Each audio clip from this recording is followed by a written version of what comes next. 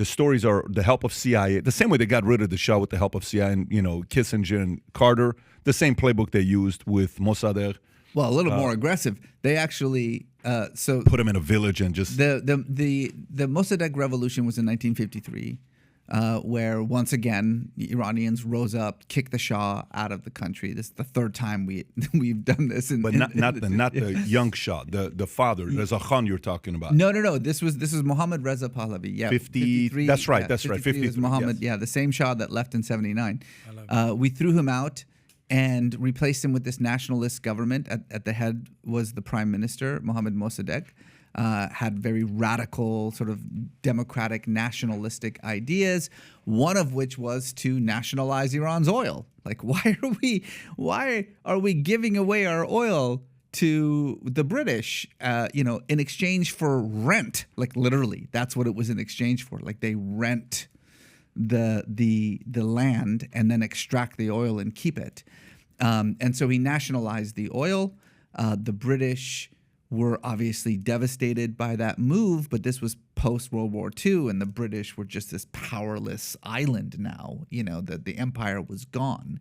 So they asked their good friends, the Americans, for help.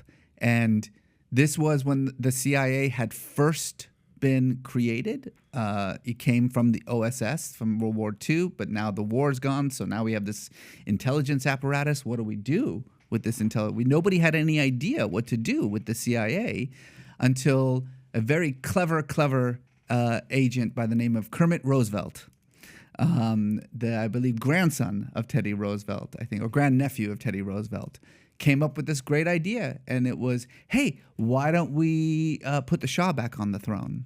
I can do that. Give me 4 guys and a suitcase with $100,000 in it. And that, as absurd and as like Ocean's 11 as that sounds, economic hitman. It's just that was it. There were like 4 guys. There's a boxer, a communications nerd. I mean, why isn't this a movie? Kermit Roosevelt, who's like this 97-pound Coke bottle glasses wearing nerd.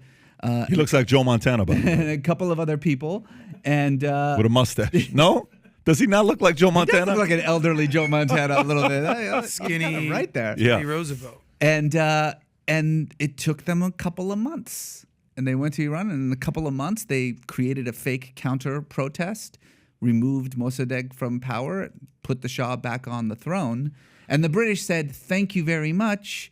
We'll take the oil back now." And the Americans said,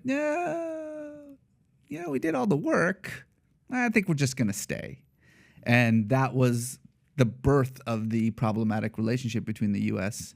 and Iran that then led in 79 to the anti-American revolution. Do you know the 25-year contract between that? Do you know the story about the 25-year contract? Okay.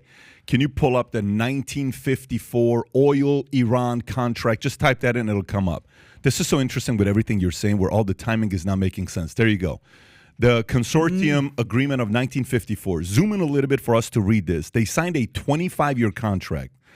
So the Consortium Agreement of 1951 provided Western companies with 50% ownership of Iranian oil production after its ratification in 1954-79. Despite the numerous negotiations and offers, the Shah of Iran refused to extend the agreement, which originally and clearly postulated that the consortium, he had the right to prolong at least 15 years, 3 times 5 years.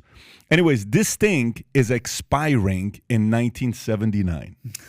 So check this out. 53, Mosaddegh. 54, they signed a contract.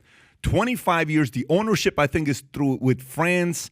I want to say, obviously, UK, US, and there's one other country in there. I don't know if it's Germany or Dutch Shell. Royal Dutch Shell. Yeah, so they team it. And then there's a meeting, which, by the way, this would be a very interesting documentary to watch. I watched this. I couldn't believe it.